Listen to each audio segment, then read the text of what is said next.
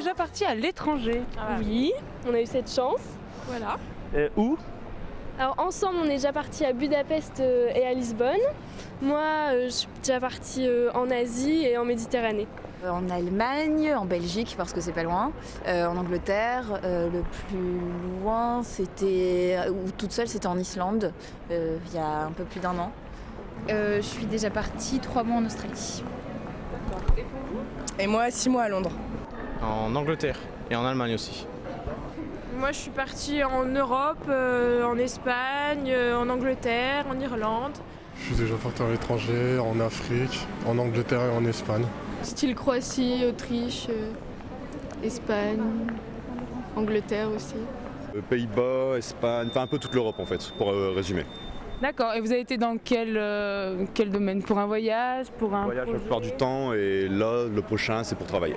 On va dire Espagne et Angleterre, c'est plus en classe, touristique, quoi, pour visiter châteaux, etc., etc. Et en Afrique, c'est pour voir ma famille.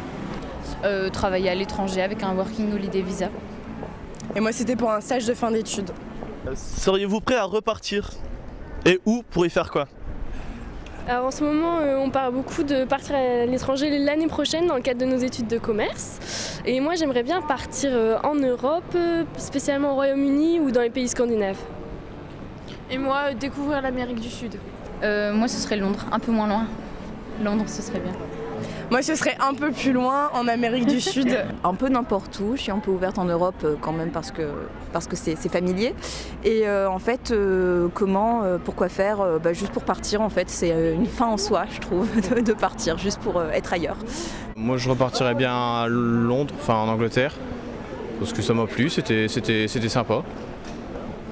Ouais, pareil, j'ai beaucoup aimé l'Angleterre. Comment avez-vous financé votre séjour? Par mes propres moyens.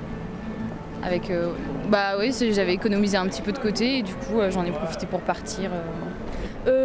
Pour ma part, c'était des voyages touristiques, donc c'était ma famille qui finançait tout ça. Je n'ai pas reçu d'aide ou quoi que ce soit. Exactement pareil. J'ai payé moi-même en faisant quelques boulots ou l'aide de mes parents. Ouais, c'était avec mes parents, donc c'est mes parents.